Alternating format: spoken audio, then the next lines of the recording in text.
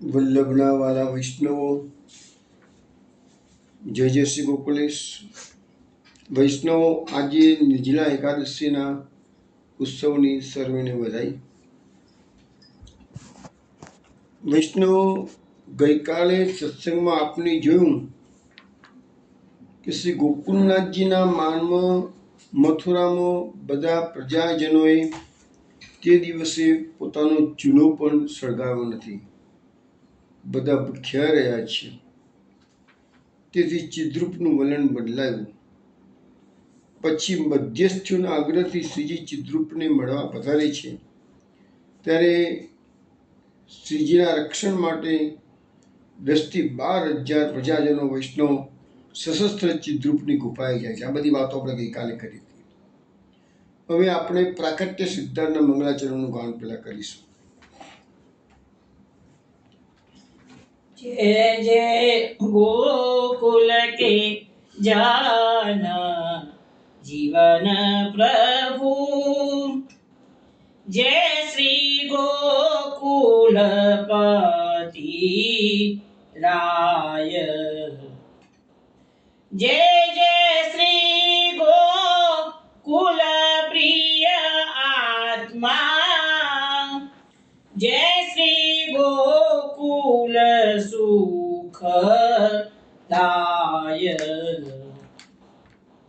जय जय श्री गोकुलनाथ जी, जय श्री गोकुल सुख धाम, जय जय लीलानित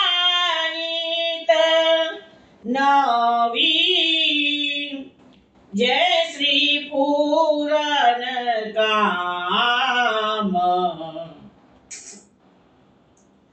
कर जोड़ी चरणे नमो, श्री वल्लभ रसरास, अभिलाषा जे जे मन धरु, ते करवी पूरन काम, जय जय गोकुल के जन जीवन प्रभु, जय श्री गोकुलपति राय. વૈષ્ણવ, આજના સત્સંગમાં આપણે જોઈશું કે હવે શ્રીજી પાછા ગોકુલ પધારે છે. પછી બાદશાહની વિનંતીને માન આપીને શ્રીજી કાશ્મીર પધારવાની તૈયારી કરે છે. હવે એ બધી વાતો આજના સત્સંગમાં આજે આવશે, પરંતુ પહેલાં આપણે કીર્તન શ્રવણ કરીશું. તેના શબ્દો છે: શ્રી વલ્લભવર મેં અપરાધ કર્યો. श्री वल्लभवर में अपराध कर्यो,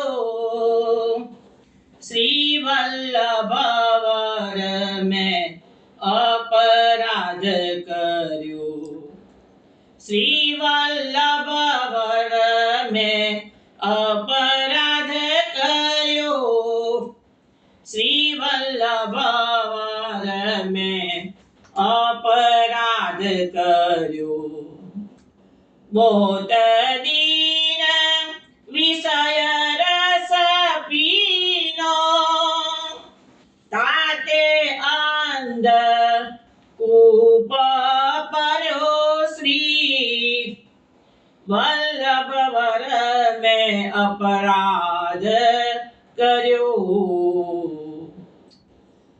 आप कृपा थी काढ़ जगत गुरु, जब होय निवेरो मेरो, मैं अपराधी कछु नहीं जानो, जैसो हूँ तैसो तुम्हेरो, श्री वल्लभवर में अपराध કર્યો।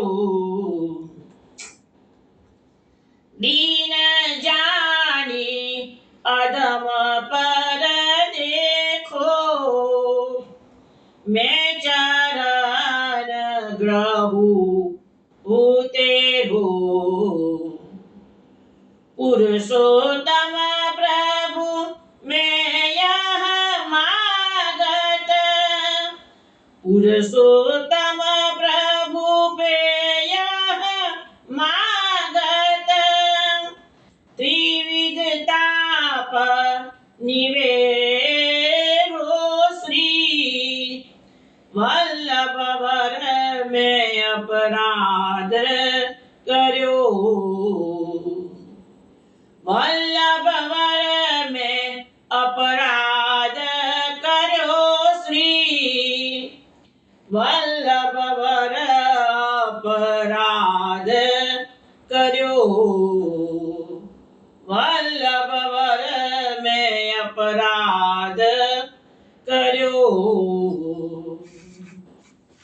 વિષ્ણુ આ કીર્તન આપે ઈમન રાગમાં શ્રવણ કર્યું છે. આમાં જે વૈષ્ણવોએ માળા ઉતારી લીધી હતી, મક્કમ રહ્યા નહીં, અને એની લાગણી આમાં વ્યક્ત કરવામાં આવી છે.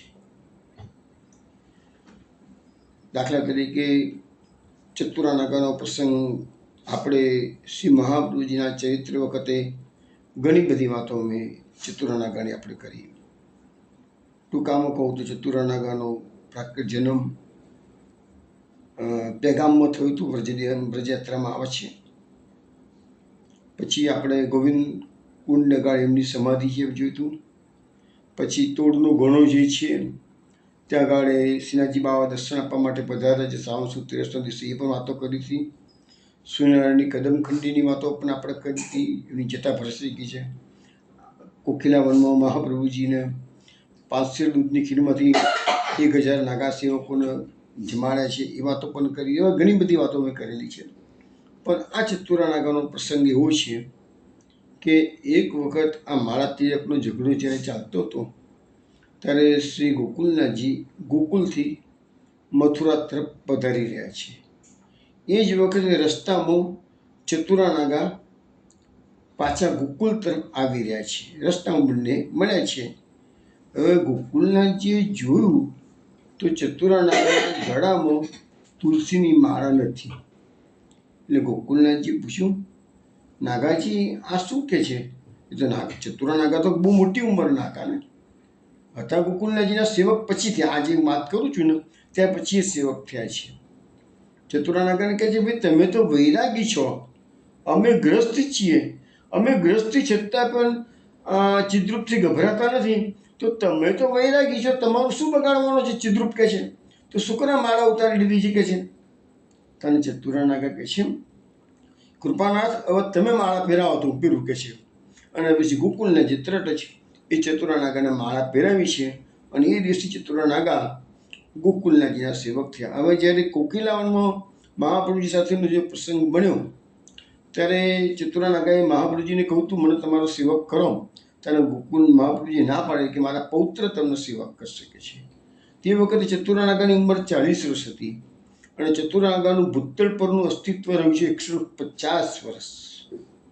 અને આ ચતુરાનાગા પછી શ્રી ગોકુલનાથજીને કાશ્મીરના પ્રવાસમાં ઘણી મોટી સેવા કરે છે. એ બધી વાતો જેમ જેમ આવશે આપણે કરાવીશું. ચતુરાનાગાને જ્યારે ખબર પડી કે ગોકુલનાથજી અત્યારે કાશ્મીરના પ્રવાસ પર જઈ રહ્યા છે, ત્યારે ચતુરાનાગા એમની સેવા માટે પોતાના 18 નાગા સેવકોને લઈને આવી ગયા છે. અને કીધું, કૃપાનાથ હું તમારી સાથે છું, આપ ચિંતા ના કરશો. કારણ કે જે વિકટ પ્રવાસ હતો, ઘાટી આવવાની હતી, વરસાદ આવવાનો હતો, લપસનો રસ્તો આવવાનો હતો, બહુ વિકટ રસ્તો હતો. અને ગોકુલનાથજીની વખતે 70 વર્ષની ઉંમર હતી. તો આ પદની અંદર પુરુષોત્તમ દાસ, આ પુરુષોત્તમ નામના ભગવદીય, એ જે વેદના છે, જે વૈષ્ણવોએ અપરાધ કર્યો છે મહાપ્રભુજીનો, ગોકુલનાથજીનો, એની વેદના વ્યક્ત કરી છે. જે તે ગોકુલનાથજી ચતુરાનાગા કીધું કે કૃપાનાથ તમે પહેરાવો, ભૂલ મેં કરી શકે છે. તો તરત ગોકુલનાથજી એને માળાથી પહેરાવી છે. વાત કેટલાય ગઈકાલે પણ આપણે જોયું કે મથુરામાં અનેક વૈષ્ણવોએ માળા ઉતારી હતી. ગોકુલનાથજી બધાને પહેલાં ઘોડિયા પાસેથી લાવી અને બધાને માળા પહેરાવી છે, જરાક પણ ગભરાયા વગર, ડર લાગ્યા વગર. તો એ વેદના આમાં વ્યક્ત કરવામાં આવેલી છે. શ્રી વલ્લભવર મેં અપરાધ કર્યો, હે ગોકુલનાથજી મેં બહુ મોટો અપરાધ કર્યો છે. બહોત દિન વિષય રસ પીનો, તાતે અંધકૂપ પડ્યો. અરે આ સંસારમાં આવીને વિષયમાં ફસાઈ ગયો અને એટલે તો આ સંસાર રૂપી અંધારા કુવામાં હું પડ્યો છું કે છે. આપ કૃપાથી કાંઠ જગતગુરુ જબ હોય નિવેરો મેરો. એ જગતગુરુ ગોકુલનાથજી, હવે તમે મારો કૃપા કરો અને અંધકુવામાંથી કાઢો તો મારો કઈ રસ્તો નીકળે કે છે, નિવેરો થાય કે છે. મેં અપરાધી કછું નહીં જાણું, જેસો હું તેસો તુમેરો. હું તો તમારો અપરાધી છું, મને તો આ પુષ્ટિ માર્ગની કંઈ ખબર પડતી નથી, પણ જેવો છું પ્રભુ હું તારો છું. દીન જાની અધમ પર દેખો, મેં ચરણ ગ્રહુ તેરો. હે પ્રભુ, મને દિન ભક્ત તમારો સેવક જાણજો કે છે. હું તો અધમનો અધમ માણસ છું કે દાસાનો દાસ તમારો છું કે છે. હું તમારા ચરણને ગ્રહણ કરું છું, તમારા ચરણના શરણ આવી છું કે છે. પુરુષોત્તમ પ્રભુ પે યહ માગત ત્રિવિધ તાપ નિવરો. પુરુષોત્તમ દાસ, પુરુષોત્તમ નામના ભગવદીએ કહે છે કે આ વૈષ્ણવો પ્રભુની પાસે એવું માગે છે કે આ સંસારના ત્રિવિધ પ્રકારના તાપો છે, આધ્યાત્મિક, આધિદેવિક, આધિભૌતિક, આ બધા તાપોમાંથી અમને ઉગારો, નિવેરો કરો, બચાવો છે. તો વૈષ્ણવ આ એક વૈષ્ણવનું દીનતાનું પદ આપણે શ્રવણ કર્યું છે. હવે આપણે ગઈકાલે જે વાત થઈ હતી સત્સંગમાં છેલ્લે કે શ્રીજી ચિદ્રૂપના માન ખાતર એના જે મધ્યસ્થીઓ સમજાવવા માટે આવ્યા હતા એ બધાના વિનંતીથી એક વખત ચિદ્રૂપને તમે નિગુફાએ જઈને મળો. ચિદ્રૂપે એવો આગ્રહ રાખ્યો હતો.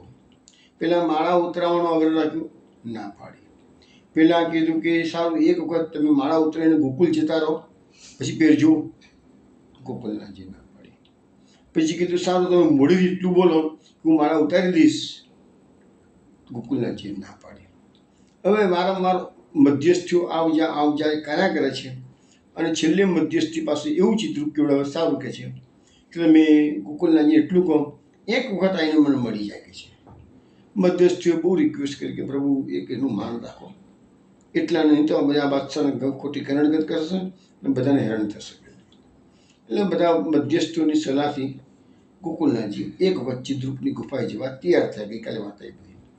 પણ એમના વૈષ્ણવો જે હતા, મથુરાના પ્રજાજનો હતા બધા 10,000 થી 12,000, એ બધાને ખ્યાલ આવ્યો કે ચિદ્રૂપ છે દુષ્ટ, કપટી, એ ગોકુલનાથજીને ગુફામાં બોલાવે છે તો એને કયો ભાવ છે એ કોઈને ખબર ના પડવા દે. અને ક્યાંક કોઈ પ્રપંચ રમે અને ગુફાની અંદર તો એનું રાજ છે, એના જ માણસો છે, અને ક્યાંક ગોકુલનાથજીને કશું નુકસાન કરી બેસે તો પછી આ બધા વૈષ્ણવ કે અમારા પ્રાણનાથને કશું થાય તો અમારું શું પછી કે છે. એટલે અમે તો અમારા પ્રાણના ભોગે પણ અમારા ગોકુલનાથજીનું, અમારા સ્વામીનું રક્ષણ કરીશું છે. એટલે 10,000 થી 12,000 વૈષ્ણવ ગયા. હવે ગુફા પર આટલા બધા પહોંચી ગયા ને એટલે ચિદ્રૂપને જે કોલાહલથી ચિદ્રૂપ ગભરાઈ ગયો બહાર આવે છે અને એને જોયું તો આટલું બધું વૈષ્ણવ ગોકુલનાથજીની પાછળ આવી પૂછી કે છે. એટલે એને તરત જ ફેરવી તોડ્યું અને કીધું મેં તો ગોકુલનાથજીને અહીં બોલાવ્યા જ નથી, તમે બધા શા માટે આવ્યા છો? હવે એને જૂઠું બોલતા તો કોઈ વાર લાગી નહીં કે છે. એટલે જે સલાહકારો આવેલા હતા એને લોકોએ કીધું ભાઈ તમે અમને કીધું હતું ચિદ્રૂપને, એટલે તો અમે મેં તમને ક્યાં કીધું કે તમે ગોકુલનાથજીને લઈને આવો કે છે. એટલે દુષ્ટ આ અડધું જુઠ્ઠું બોલ્યો. એટલે વિઠ્ઠલ ભટ્ટ નામના વૈષ્ણવ બોલ્યા, જો તમે ન બોલાવ્યા હોય તો એમને અહીંયા આવવાનું શું પ્રયોજન હતું કે છે. એ તો ગઈકાલના આવેલા છે મથુરા, તો ક્યાં તમને મળવા આવ્યા છે કે છે. બપોરના અત્યારે બીજા દિવસના બપોરના 3 થી 4 વાગી ગયા છે. હજુ સુધી આખા મથુરામાં કોઈ જલપાન સરખું પણ કર્યું નથી, અમારા સ્વામીએ પણ કર્યું નથી, તો પછી વગર બોલાવે તમારી પાસે શા માટે આવે? આ સાંભળીને પોતાનું જુથ્થાનું પકડાઈ ગયું એટલે ચિદ્રુપ શરમાઈ ગયો, ઝંખોઈ ગયો. હિંમત રાખીને વાત ફેરવવા એને કહ્યું, અરે ગોકુળનાથજી, તમે તો બહુ મહાન બ્રાહ્મણ છો કે છે. તમે ભલા બ્રાહ્મણ છો અને સર્વને આપો છો ઘણું. સારવાર તમારી કરે નહીં કો તે આ તે જાણ્યું નહીં. હું જાણું તો એમ કેમ કરું અને તેડાવું સાણી અહીં. એટલે એને કપટ કરીને આ કપટીએ એવું કીધું કે હે ગોકુળનાથજી, તમે તો ભલા દિલના બ્રાહ્મણ છો કે છે. તમે તો લોકોને ઘણું ઘણું દાન કરો છો કે છે, અને આપને અહીં બોલાવવાની તો મને ખબર છે જ નહીં તો હું આપની આત્મસત્તા કરાવવા રહું ખરો કે? પણ શ્રીજીએ કહ્યું કે તમારા જીવો વિરક્ત પુરુષ કે જેને સંસાર છોડી દીધો છે એને ભલા માણસ આવી બધી ભલી બુરી કરવાની જરૂર શું છે? ત્યારે સંન્યાસીએ કીધું, વળી કુદંડી કપટે કરી એમ બોલ્યો તેને સમય, માળા પહેરો કે ન પહેરો જે મનને ગમી. બાદશાહ જાણે તમે જાણો બોલ એ તેને કહ્યું. શ્રીજીએ કહ્યું, અમી જાણે ભવ એ મન કો ચયો.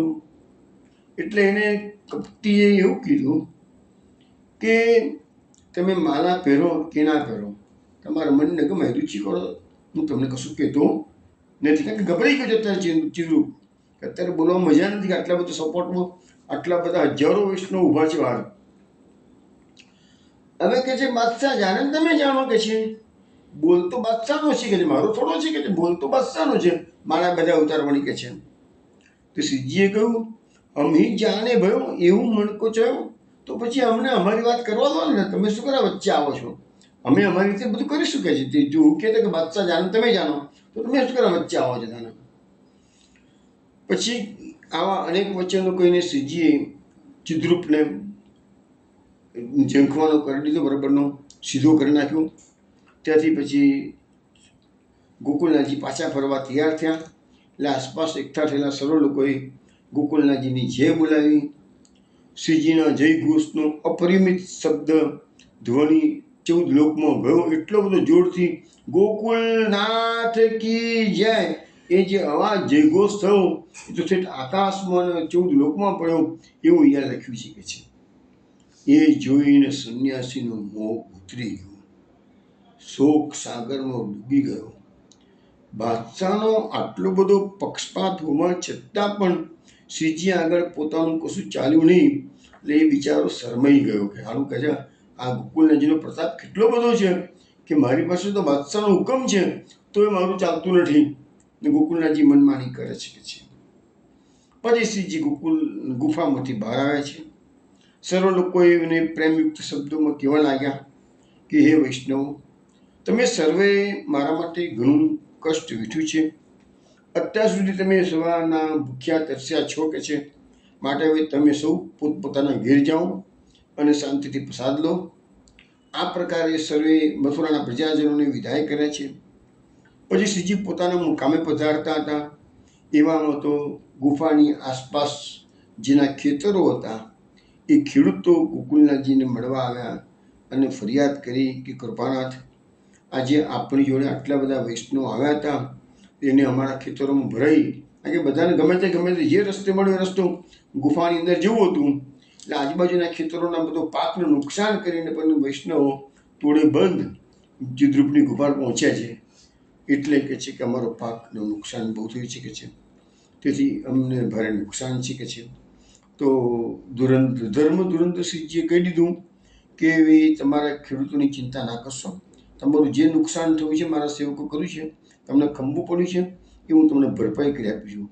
એટલે શ્રીજીએ પછી તરત પોતાના અધિકારીને હુકમ કર્યો કે જે ખેડૂતનું જેટલું નુકસાન થયું છે એ બધી રકમ એમને તમે આપણા ભંડારમાંથી આપી દો કે છે. એમ કરીને જો શ્રીજી નાના નાના ખેડૂતોનું કેટલું ધ્યાન રાખે છે કે એમની ફરિયાદને લીધું કે કોઈ એવો અડચણતો જવાબ નથી આપ્યો એમને, બધાની વાતને મંજૂર કરી છે એમને. સંન્યાસીના આશ્રમેથી પાછા આવ્યા પછી તરત હજારો મનુષ્યો વધાઈ લઈને શ્રી ગોકુળ ગયા તો શ્રી ગોપાલ વગેરેને શ્રીજીના વિજયના શુભ સમાચાર હતા કે ભાઈ ચિત્રરૂપને ઠંડો પાડી દીધો છે કે એમ કરીને ગોકુળમાં સમાચાર પહોંચી ગયા. ગોકુળમાં બધા સર્વ આનંદ પામ્યા અને સૌ બાળકો, વહુજી, બેટીજીઓ, સમગ્ર સેવક સમાજ જે ગોકુળમાં હતો સર્વત્ર આનંદ મંગળ પ્રસરી ગયું. અને અદ્ભુત કર્મા શ્રી ગોકુળનાથજીનો આવી રીતે મથુરાથી હવે ગોકુળ વિજય કરે છે. હવે શ્રીજી પોતાનું કામ આ પ્રમાણે પૂરું કર્યું. મથુરાથી ગોકુળ જવા નીકળ્યા છે ત્યાં સુધીમાં લગભગ રાત આવી ગઈ હતી. દિવ્યો મસાલોના પ્રકાશ સાથે ગોકુળનાથજી નામો બિરાજમાન થયા છે. શ્રી હમણાજીના ઘાટ પર આવ્યા, નામો બિરાજમાન થયા. એ વખતે શ્રીજીની સાથે એટલા બધા વૈષ્ણવો હતા કે મથુરા અને શ્રી ગોકુળ એકાકાર થઈ ગયું. બધું આ જમનાજીનો ઘાટથી પેલા ઘાટ પર સુધી વૈષ્ણવ વૈષ્ણવ વૈષ્ણવ જ બધા હતા. તો લખે છે કે એ વૈષ્ણવો એટલા આનંદમાં હતા કે ચિત્રરૂપનું જોર ચાલ્યું નહીં. ગોકુળનાથજીને કશું કહી શક્યો નથી. એ તો માર્ગમાં હાસ્ય વિનોદ કરતા, શ્રીજીનો પ્રકટ પ્રતાપ અનુભવતા, શ્રીજીનો જય જયકાર કરતા અને ધોળ વધાઈના પદો ગાતા ગાતા નાવમાં બેસીને શ્રી યમુનાજી પાર ઉતારીને બધા વૈષ્ણવ ગોકુળનાથજી સાથે ગોકુળમાં આવ્યા છે કે છે. શ્રીજીએ નાવમાંથી ઉતરી જસોદા ઘાટે ઘોડો ચલાવ્યો.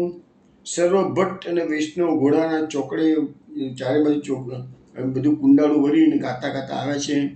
ત્યાંથી ઘોડો ફેરવીને થપુરાણી ઘાટે લાવ્યા છે. ત્યાંથી શ્રીજીને એમના મંદિરમાં પધરાવ્યા છે. અને તે વખતે રાત્રિને 3 ઘડી પસાર થઈ ગઈ હતી. તે સમયે ભોગ સરાવી શ્રીજીના જ્યેષ્ઠલાલ શ્રી ગોપાલજીને આરતીમાં એ દિવસે વિલંબ થયો હતો. ખબર પડીને એટલે બધા ઉત્સાહમાં હતા, એટલે આરતીમાં થોડો વિલંબિત થયો હતો કે જેમ શ્રીજીએ મંદિરમાં પધારી સેવ્ય પ્રભુની ઝાંકી કરી. સાથેના તમામ વૈષ્ણવોને પ્રસાદ લેવડાવવાની આજ્ઞા કરી. આજ્ઞા થતાં જ વહુ બેટીજીઓએ તરત જ સકડી તૈયાર કરી દીધી. ભંડારમાંથી પ્રસાદ મંગાવ્યો છે અને જેટલા વૈષ્ણવ સવારના ભૂખ્યા હતા બધાને પ્રસાદ લેવડાવવાની તૈયારી કરી. એટલામાં શ્રીજી મથુરાથી પધાર્યા. એ વખતે મથુરાથી પધાર્યા એ જ વખતે જયદેવજી, આપણે જે વાત થઈ ને જયદેવજી એટલે પંચમકુમાર રઘુનાથજીના લાલ કે જે આ શ્રીજીને મથુરા લઈ ગયા એ સમાચાર સાંભળી અંતરત આગ્રા લશ્કર ખાનને મળવા ગયા હતા. એ લશ્કર ખાનને મળી એ જ વખતે આ જયદેવજી આગ્રાથી આવી ગયા છે. અને એ જયદેવજીએ લશ્કર ખાનનો હુકમ લઈને આવેલા. મથુરાના હકીમ પર લશ્કર ખાને પત્ર લખી દીધેલો હતો અને એમાં લશ્કર ખાને લખ્યું હતું, પોતાના અધિકારીને લખે છે. લશ્કર ખાન એટલે આખા આગ્રાના આખો પંથકનો ઉપરી હતું, એટલે બધાને એની વાત તો માનવી જ પડે. એટલે એને મથુરાના હકીમ પર લખ્યું હતું, એ બડે હૈ તુમ સમજી ચલિયો અપનો જો ભલો ચાહે, ઇનકુ કછુએ મતી કહો તુમ સંન્યાસી કે કહે. આવો પત્ર લઈને આવ્યા હતા. હકીમને કીધું, મથુરાના હકીમને, કે આ ગોકુળનાથજી બહુ મહાપુરુષ છે કે છે, એમ સમજીને તમે ચાલજો. જો તમે તમારું ભલું ઈચ્છતા હો તો કે છે. તમે સંન્યાસીના ચડાવવાથી ગોકુળનાથજીને કશું કહેશો નહીં. આવો પત્ર જયદેવલાલજી એટલે પંચમકુમાર રઘુનાથજીના લાલ આગ્રાથી લઈ આવેલા હતા. એની વખતે અહીંયા ગોકુળમાં ગોકુળનાથજીની પધરામણી થઈ. આ પત્ર વાંચીને શ્રીજી જયદેવજી પર ઘણા પ્રસન્ન થયા. પછી શ્રીજીએ જે સર્વ વૈષ્ણવ મથુરા ગયા હતા તે સર્વને બોલાવવા દામોદર ભટ્ટને મોકલ્યા અને પોતે પણ સ્નાન સંધ્યા કરી સર્વને પ્રસાદ લેવાની આજ્ઞા કરી. તે સમયે સર્વ વૈષ્ણવોને શ્રીજીએ પૂછ્યું,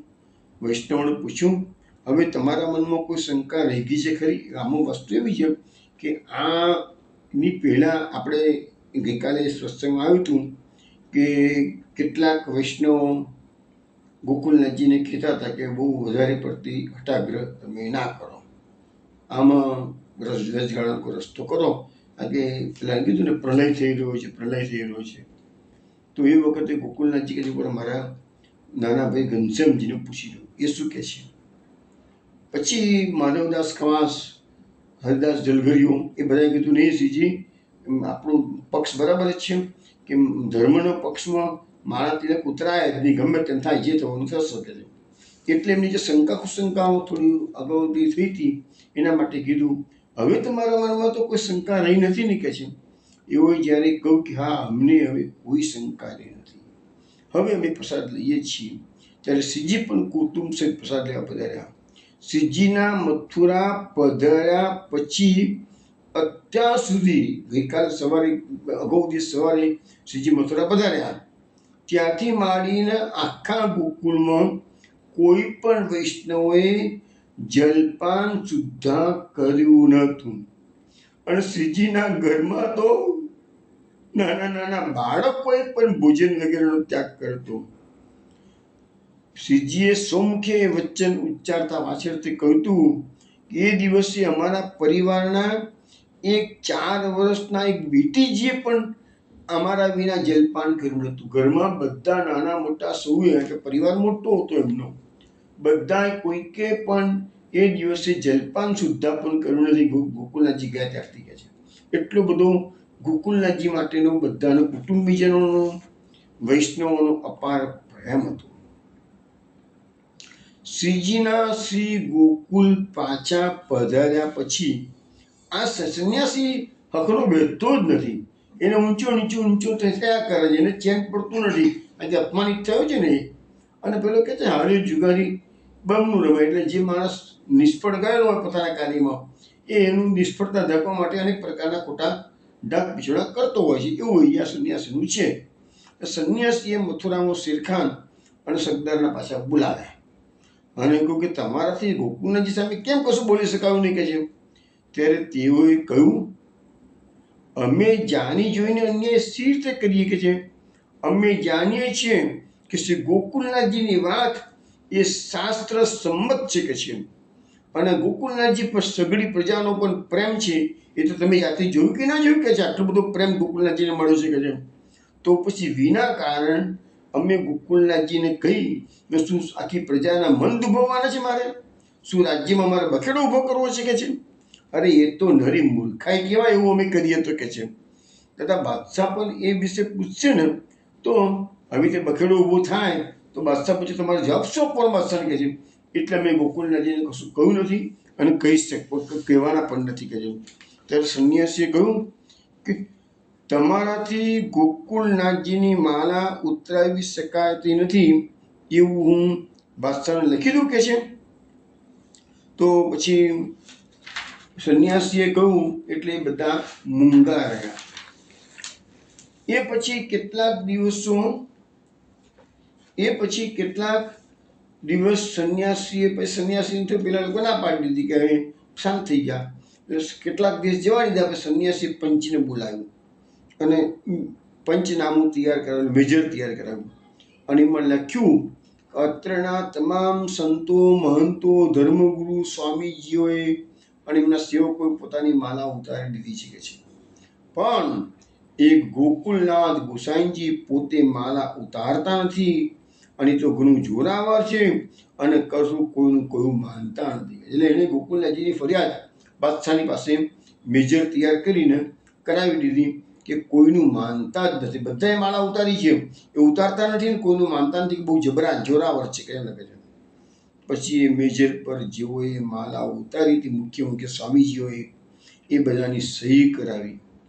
મેજર તૈયાર થયું એ ચિદ્રુપે મથુરાના કાજીને કીધું મોરને છાપ મારે એના પર કે છે. ત્યારે કાજી મનમાં ગભરાયો. એને તરત જ ગોકુલનાથજીને મથુરા મળવા માટે બોલાવ્યા અને એને કહ્યું કે આ મોહર પર આ મેજર પર મોહર કરવાની મને કહેશે કે છે, તો હું કરું કે ના કરું? કારણ કે ગોકુલનાથજીનું ખરાબ દેખાય ને એની અંદર તો કે છે. એટલે પેલાએ કીધું કે હું તમારી આજ્ઞા હોત તો જ હું સહી કરું, નહીં તો ના કરું કે છે. એટલે જગત ઉજાગર બોલ્યા. ગોકુલનાથજી બોલે છે તુમ સુખે કાહે કરત નહીં? અરે તમે શા માટે સહી નથી કરતા? કરો કશો તો હું તમને કહું છું કરો કે છે. इनमें अनुचित कहाँ है? यहाँ लिखी है जैसी देखी, जिन्हें उतारी सो लिखी, हम नहीं उतारी सो नहीं लिखी.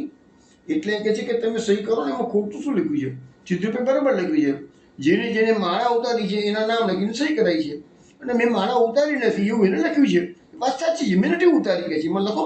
મહત્વ શું છે કે છે. કાજી વિચારો ગભરાતો હતો ગોકુળનાથજીના કારણે, તો કાજીએ એમની સંમતિ લીધી અને કાચીએ પછી મોરનો સહી સિક્કા કરીને એ મેજર તૈયાર કર્યું કે છે. એટલે મોર કરી આપી. ચિત્રરૂપે એ મેજર વૈશાખ વૃદ્ધિ 13 અને સંવત 1677 દિવસ, એ દિવસે બાદશાહને તગાડી આગ્રા માટે એ મોર રવાના કર્યું કે છે. એટલે કોઈ માણસને મોકલ્યો હશે. અને પછી શ્રીજી એ કાજીને મળી પાછા ફરતી ગોકુળ આવ્યા. મેજર મોકલી એની સાથે ચિત્રરૂપે એક પત્ર પણ અલગથી લખ્યો હતો બાદશાહને. હવે જુઓ, હવે વાતનો એક વળાંક આવે છે. ભગવાનને જે કરવું છે એ કરીને જ રહે છે. માળા તિલકનો ઝઘડો ઊભો કરનારે ભગવાન, ચિત્રરૂપની બુદ્ધિ બદલનાર ભગવાન. ચિદ્રુપ બુદ્ધિ પ્રેરક કૃષ્ણસ્ય પાદ પદ્મમ પ્રસિદ્ધતું ધ્યાના સમર્થ જીવાનામ અસ્માકમ સર્વદા સુધર્મા. પ્રભુજીની કાલિકા છે. તો બધાને બુદ્ધિની પ્રેરણા કોણ કરે છે? શ્રી કૃષ્ણ કરે છે. અહીંયા ચિદ્રુપની બુદ્ધિમાં પ્રવેશ થયો અને ચિદ્રુપે એક ખાનગી પત્ર બાદશાહને અલગથી લખ્યો, મેજર સિવાયનો. એમાં લખ્યું, જો શ્રી ગોકુળનાથજી માલા ઉતારવાની ના પાડે તો એમને ગરબા છોડી ગોકુળમાંથી નીકળી જવાની ફરજ પાડવી જોઈએ. આ બીજો ઓપ્શન અત્યાર સુધી આપ્યો જ નહોતો. આ પહેલી જ વાર ચિદ્રુપે સેકન્ડ ઓપ્શન આપ્યો કે માળા તિલક ના ઉતારી હોય તો તમારે ઘર બહાર છોડી દો કે છે, ગોકુળનો ત્યાગ કરો કે છે. હવે કેમ એને એવું લખ્યું કે કઈ દુષ્ટ અને લોભી સંન્યાસીના મનમાં એવું હતું કે ગોકુળમાં શ્રીજીનો વૈભવ ઘણો બધો છે કે છે, અને એ કોઈ પણ સંજોગોમાં એક બે માળા ઉતારવા માટે આટલો મોટો વૈભવ છોડવા તૈયાર થશે નહીં. એટલે બે ઓપ્શન આપવાના બાદશાહને કહ્યા કે કો તો માળા ઉતારો, કો તો ગોકુળ છોડો. પણ ગોકુળનો વૈભવ તો ઘણો બધો છે એમનો, તો ગોકુળનો વૈભવ છોડવા તૈયાર નહીં થાય શ્રી ગોકુળનાથજી. એટલે માળા ઉતારવા તૈયાર થશે. એના માટે આ ચિદ્રુપના મનમાં ઉભાવ આવ્યો કે છે, અને મારી ધારેલી મુરાદ છે એ પાર પાડી જશે કે છે. અને એ સંન્યાસીની આ જે કલ્પના છે તદ્દન ભૂલ ભરેલી હતી. કેમ કે શ્રીજીને બે મહારાજી માટે જેટલો પ્રેમ હતો એટલો ગોકુળના વૈભવ માટે પ્રેમ હતો નહીં. કારણ કે શ્રીનાથજી ગોકુળનાથજી તો શ્રીજી તો એક જગ્યાએ બોલ્યા છે ને કે છે, હમ જहाँ વहाँ ગોકુલ. ગોકુલમાં તો ગોકુળનાથજી બિરાજે છે, બરાબર છે, પરંતુ ગોકુળનાથજી કહે હું જ્યાં જવું ત્યાં ગોકુળ ઊભું થઈ જવાનું છે કે છે. કારણ કે એ તો આગળ આ બધી વાતો આવશે જ હવે કે જ્યારે એમને છોડીને સોરંડી જવાનો રહ્યો તો ગોકુળમાંથી બધા જ વૈષ્ણવો શ્રીજીની પાછળ પાછળ સુરમજી પધારે છે અને ત્યાં રાતોરાત આખું ગોકુળ ઊભું કરી દીધું છે સોરમજીમાં. એ બધી વાતો આપણે આવશે સત્સંગમાં ધીરે ધીરે. પણ એ ચિદ્રુપની વાતને અત્યારે ચિદ્રુપને સમજવામાં ભૂલ થઈ ગઈ. ગોકુળનાથજીને માપવામાં ભૂલ કરી નાખી એને. એમ કે વૈભવનો ત્યાગ ના કરે. પણ સાચા ધર્મ પુરુષો હોય એ ક્યારેય વૈભવની પાછળ પડતા નથી. એમને તો ધર્મ જેટલો વાલો હોય છે, પ્રાંતિ વધારે વાલો હોય છે.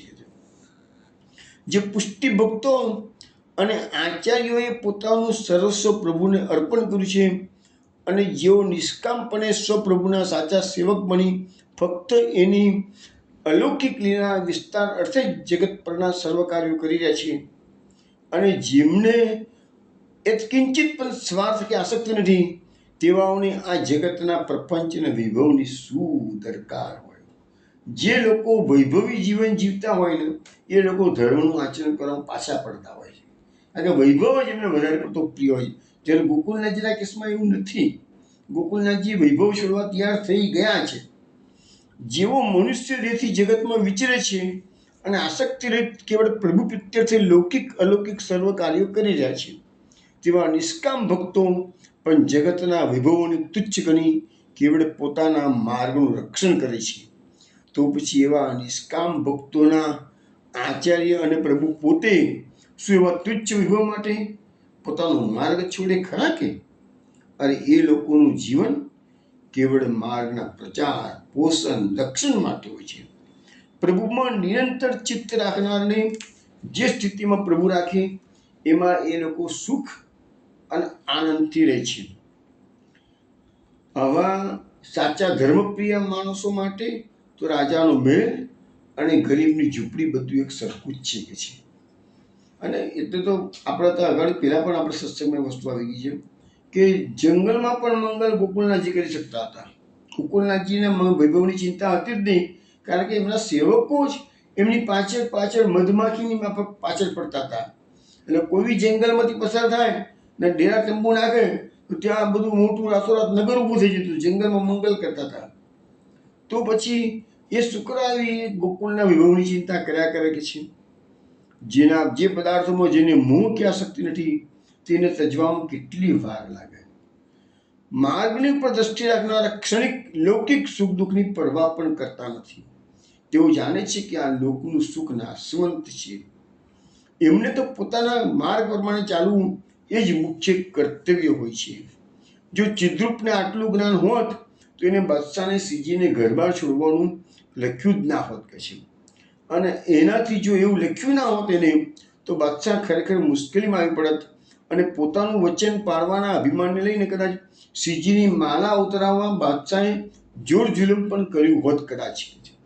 પણ પ્રભુએ જ ચિદ્રૂપને ભૂલાવ્યો અને સંન્યાસીના હાથે જ બાદશાહને પોતાના અવિચારી વચનમાંથી છૂટવાનો માર્ગ કરી આપ્યો. કે બાદશાહે તો ભૂલ કરી એક વખત, તો હવે ફરીથી ગોકુલનાથજીને બળજબરી કરવા જાય બીજી ભૂલ થાય. તો એના કરતાં કે છે ભગવાન કે છે ગવા મારે બાદશાહ જોડે બીજી ભૂલ નથી કરાવી. એટલે ચિદ્રૂપની બુદ્ધિમાં પ્રવેશ કરી અને આવો પ્રસ્તાવ મોકલ્યો કે છે. અને પ્રભુની આ અતર્ક્ય ઘટનાનો ભેદ પામર પ્રાણી કે માણી શકે. એટલે આપણે મહાપ્રભુજીના સર્વોત્તમ સૂત્રમાં પુરુષોત્તમ સસનામાં એક વાત આવે છે, તર્કાથી ગોચર. મહાપ્રભુ ભગવાન આપણે કેવું છે, તમે તર્ક કર્યો હોય એનાથી વિશેષ તમારું કામ કરી આપે છે. તમારા તર્કની બહાર જઈને પણ કામ કરી આપે છે, અતર્કીય. તો એ અહીંયા આ ભગવાનની લીલા છે. અતર્કી ઘટના એ આપણે એને સમજી ના શકીએ કે છે. આ પ્રમાણે પ્રભુએ નિજ ઈચ્છાથી ચિદ્રૂપને હાથે જ મેજર અને કાગળ લખાવી. એટલે ભગવાને જ એને પ્રેરણા કરી આવો કાગળ તો બાદશાહને લખ. અને બાદશાહને મુશ્કેલીમાંથી મુક્ત કર્યો. બાદશાહની પાસે બે ઓપ્શન આવી ગયા. હવે અત્યારે એક જ ઓપ્શન હતું. પછી મેજર માર્ગમાં ચાલ્યું ગયું. આસફ ખાન જહાં ખાને જોઈ માથું દુનાવી ગયું. હવે બીકડી જ્યાં ખાનની ચિંતા થઈ કહી કાં હોય ગઈ જમીન. હવે મેજર પહોંચ્યું છે કાશ્મીરમાં આસફ ખાનની પાસે. નૂરજહાંનો ભાઈ આસફ ખાન ને બાદશાહનો મંત્રી. આસફ ખાન એ ગોકુલનાથજીને ખૂબ માનથી, સહાનુભૂતિથી, પ્રેમથી લાગણી ધરાવતો હતો.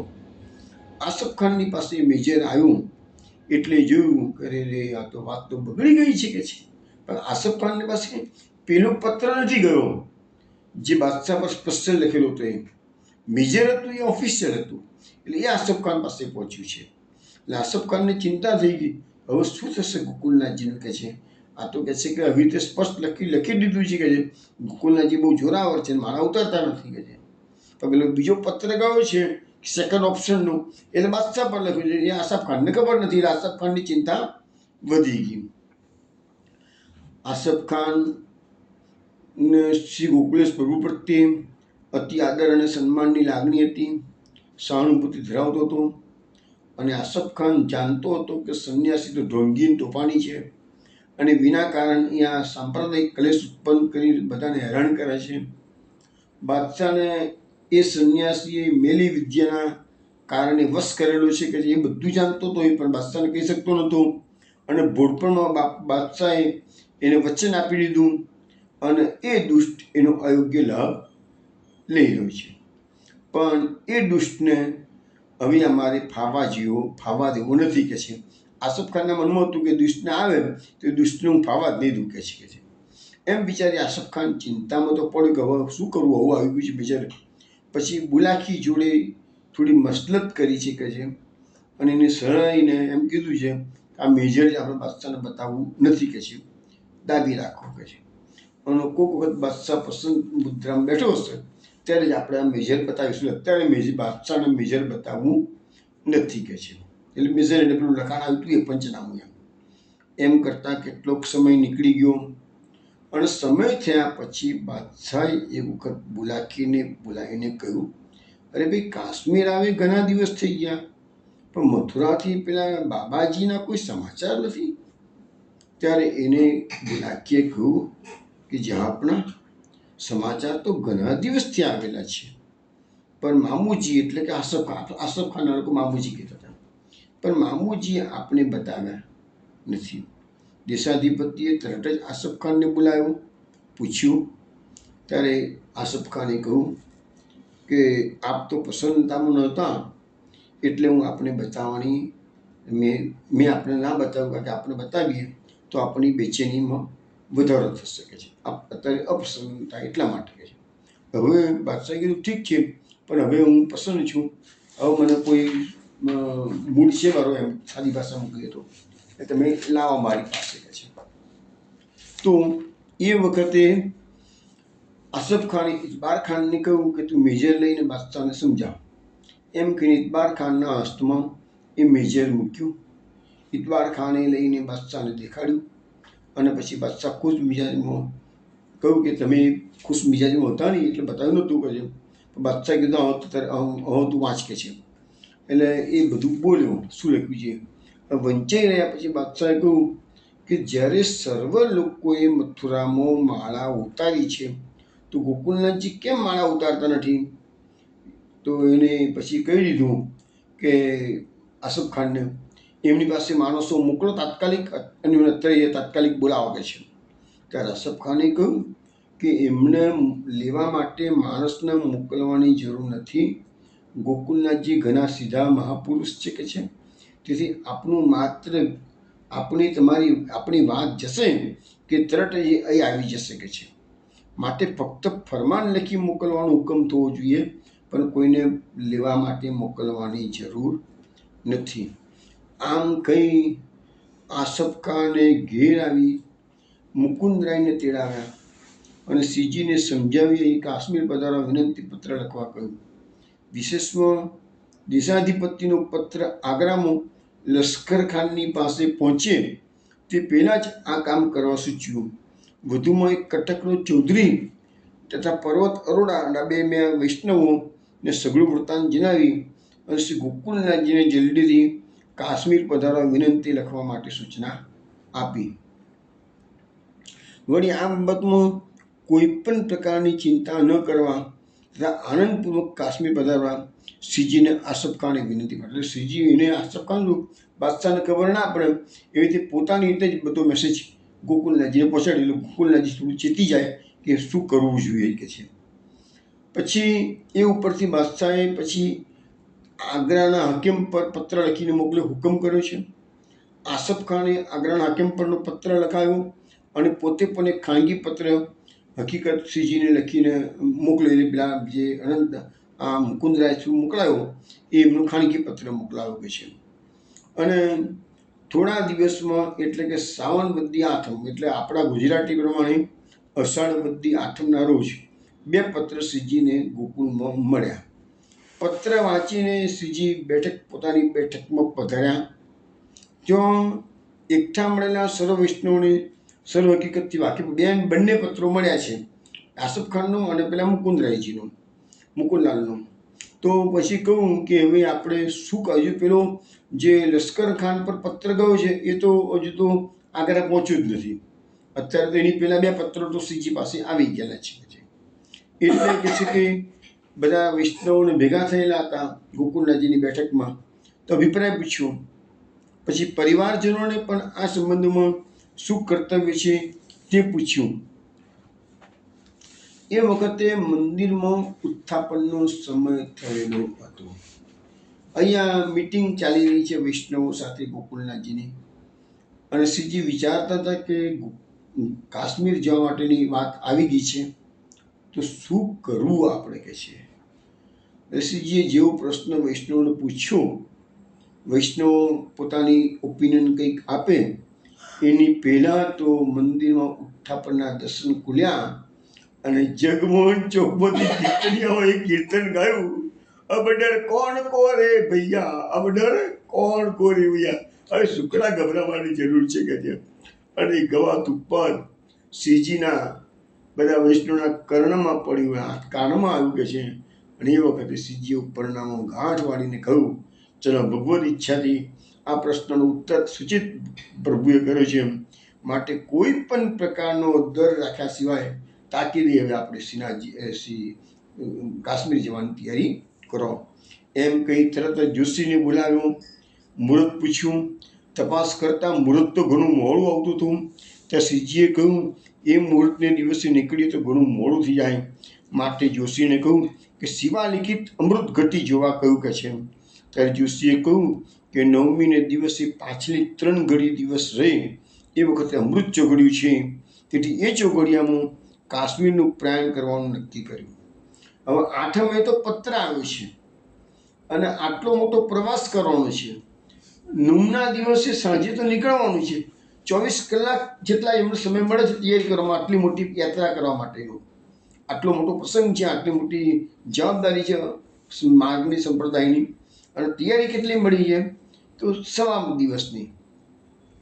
આ પ્રકારે ધર્મ રક્ષક શ્રીજીએ જહાંગીરના મિસે સ્વસ્વરૂપ બળે આવી અલૌકિક લીલા કરવાનું અને તે નિમિત્તે ઉત્તર દિશાના અનાર્ય દેશને સનાથ કરી ત્યાંના દેવી જીવોનો અંગીકાર કરવા કાશ્મીર પધારવાનો નિર્ણય કર્યો. હવે અહીંયા નક્કી થઈ ચૂક્યું, હવે આપણે આવતીકાલે સાંજે કાશ્મીર જવા માટે નીકળવાનું છે.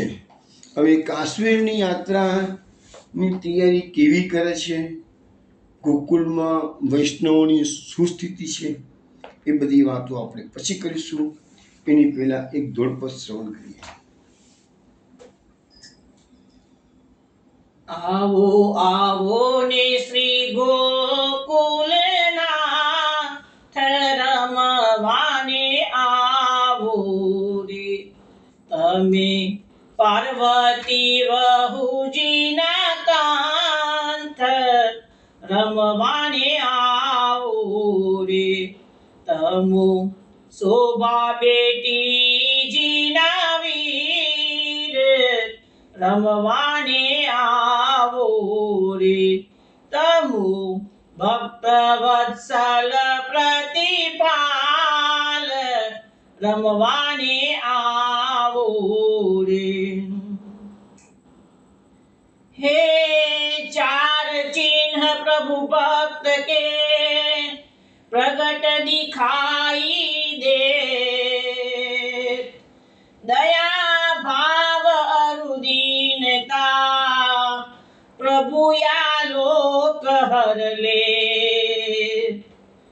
अपने अपने रंग में जगत भयो सबंद, प्रभु संबंध भूल्यो सबे नहीं धर्म को गंध, नहीं धर्म को गंध. एक भरोसो आपको दूजो छे सत्संग, त्रीजी इच्छा आपकी आचरे चौथे रंग, आचरे चौथे रंग.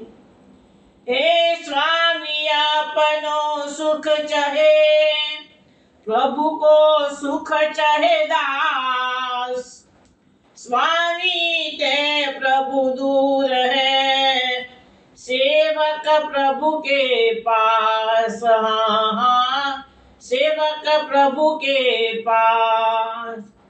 आओ आओ ने श्री गोकुलनाथ रमवाने आओ रे, तमे पार्वती वहुजीना कांत रमवाने आओ रे.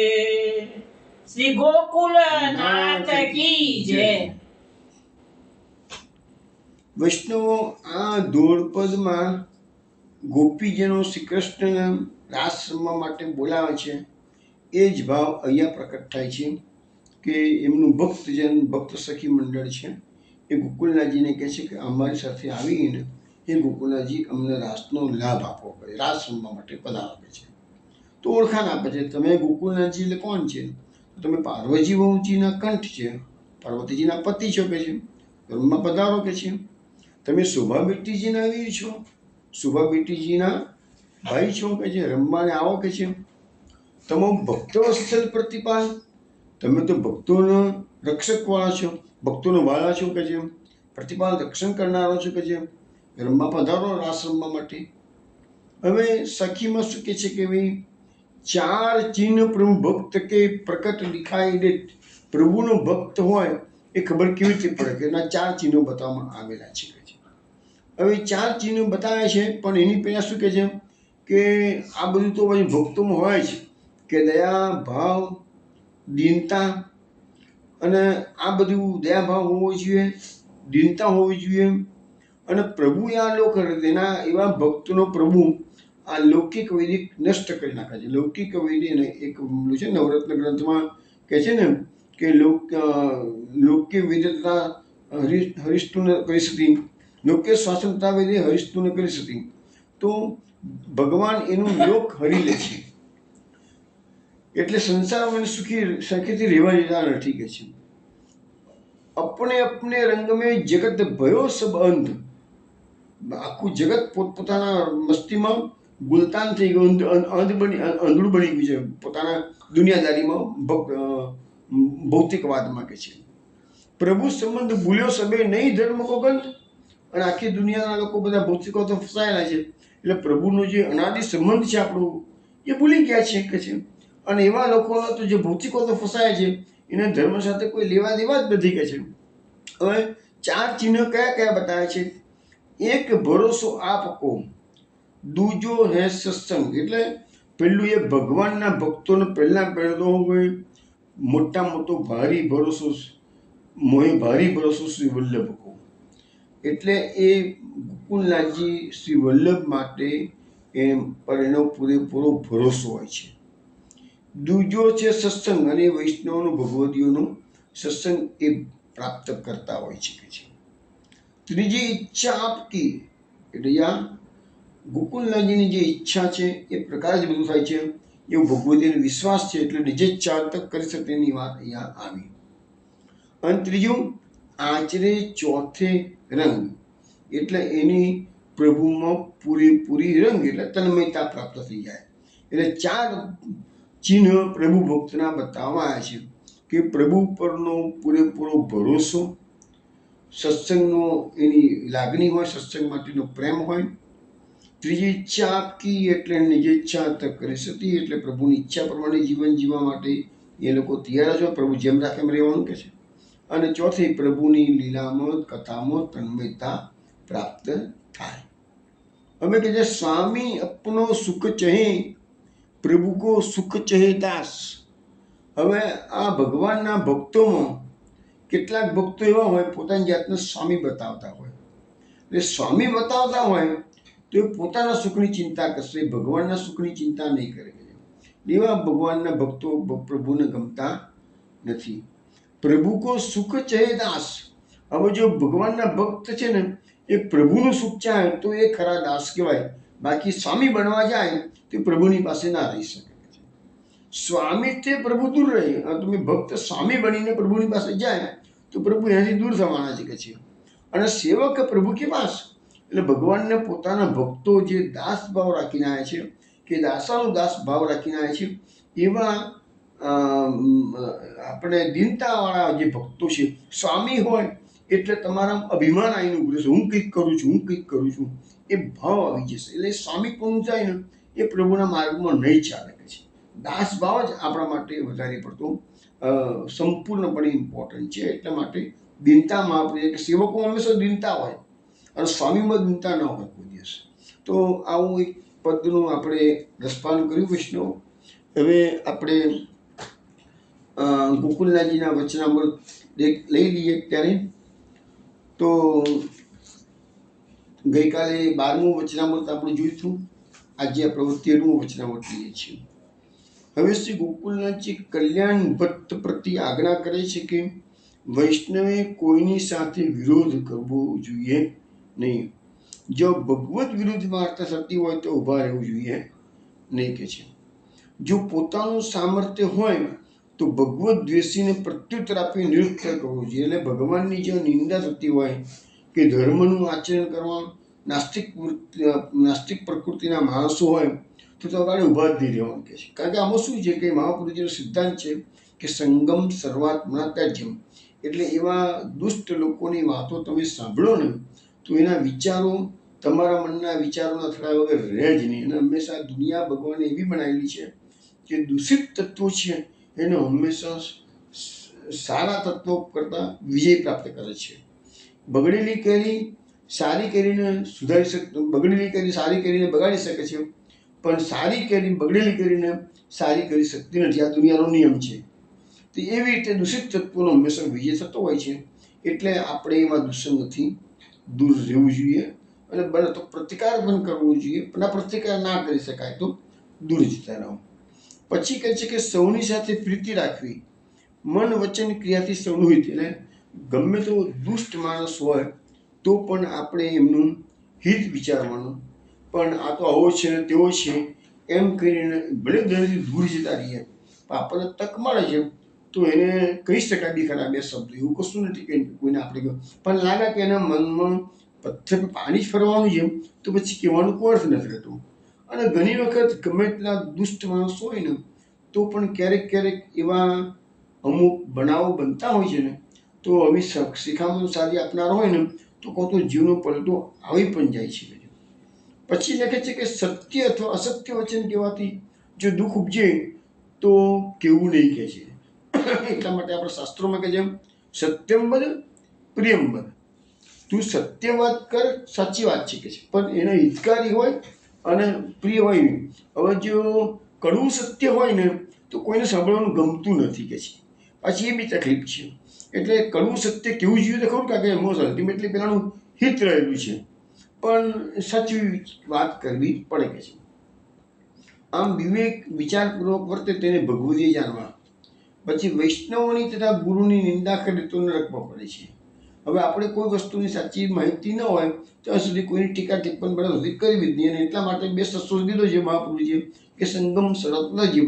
તમે 4 જણા ભેગા થાવ તો કોઈ નિંદા કરવાનું આવો ને ત્યાં ભેગા જ નહીં થવાનું, માથા કુટ દારે. અને ભેગા થવું હોય તો સત્સંગની કે ભગવાન સંબંધી વાતો કરવાની. પછી લખે છે કે વૈષ્ણવ જો કુમાર્ગ પર ચાલતો હોય તો તેને સમજાવવું, પરંતુ મનમાં દ્વેષ કરીને નિંદા ન કરવી. હવે એક વસ્તુ તમને કહું, આ બાબતમાં અમે અનુભવ કરીએ છીએ. અનેક માણસોને સાચી વાતની ખબર જ નથી હોતી. હવે એને જો કોઈ સાચી ટકોર કરનાર મળે ને તો સુધરી જાય. નથી એવું નથી માનતા કે માણસો સાચી વાત સાંભળવા તૈયાર જ નથી હોતા, એવું પણ નથી હોતું. હું તમને એક એક્ઝામ્પલ આપું. અમારા બાજુમાં જ મંદિર છે. એક ભાઈ આવતા હતા મંદિરમાં સેવા માટે.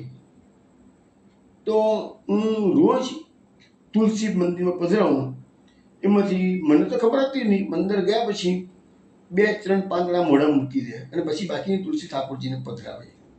મને ખબર હતી નહીં આવું આ ભાઈ આવું કરે છે. નવા આવેલા એટલે ત્યાંના બીજા માણસે મને વાત કરી કે નાનંદભાઈ તમે રોજ તુલસી પધરાવો છો, પણ આ ભાઈ જો ને આવું કરે છે કે છે, 2-3 તુલસીના પાંદડા મોઢા મૂકી દે છે કે છે, પછી ઠાકોરજીને જાય છે કે છે.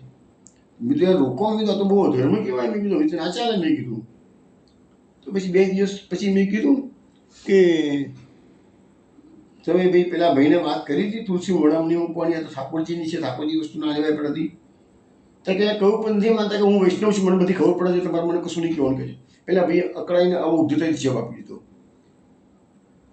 એટલે પછી મારી પાસે વાત આવી એટલે મેં સારું હું એને વાત કરું છું.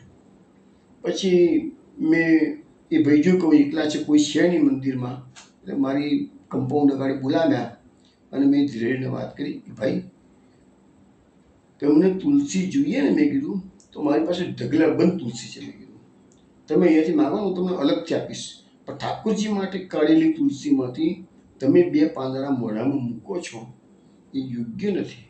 બીજું નવરત્નનો અભ્યાસ કર્યો છે? કારણ કે ના, હું તો યમનાષ્ટકનો પાઠ કરું છું.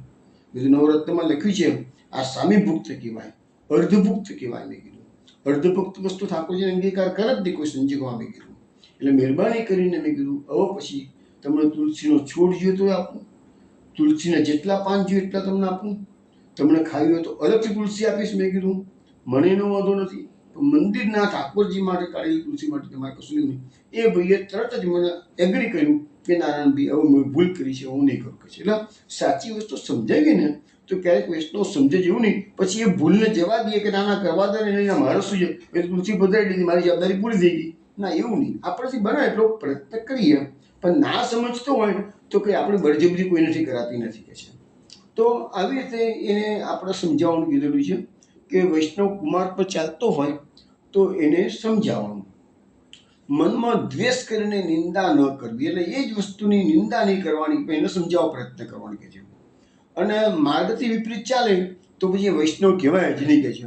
અને સ્વમાર્ગીય વૈષ્ણવ હોય પરંતુ અન્ય માર્ગની વાતો અને સિદ્ધાંત કહી તો તેનો સંગ સર્વથા કરવો નહીં. ખૂબ મોટો પંડિત અથવા જ્ઞાની હોય પરંતુ સ્વમાર્ગીય જ્ઞાનથી રહિત હોય તો તેનો સંગ દુસંગ જાણવો. એટલે કે છે કે પંડિતો ગમે તેટલા મોટા હોય પણ મહાપુરુષના સિદ્ધાંતોથી અજાણ્યા હોય તો એવાનો સંગ નહીં કહેવાય, કે દુસંગ જ કહેવાય કે છે. અને થોડી સમજ હોય છતાં પુષ્ટિ માર્ગમાં અનન્ય ભાવ હોય તો તેનો સંગ હિતકારી છે તેમ માનવું. એટલે પુષ્ટિ માર્ગમાં એની પૂરેપૂરી શ્રદ્ધા હોય તો ભલે વિદ્વત્તા ના હોય પણ શ્રદ્ધા તો એની પૂરેપૂરી છે તો એવાનો સંગ કરવામાં વાંધો નથી, એવું કોલનાજીનું વચનામૃત છે કે છે. બાકીની વચનામૃત હું તમને અધૂરું છે. કાલે સત્સંગ, હવે સોમવારે સત્સંગ થશે. કાલે શનિ, શુક્ર શનિ રવિ, શુક્ર શનિ રવિ નથી સત્સંગ દરેક વખતે, પણ હવે સોમ મંગળ બુધ ને ગુરુ છે. એટલે હવે આપણે સોમવારે રાત્રે 8 વાગે મળીશું. ત્યાં સુધી જય શ્રી ગોકુલેશ.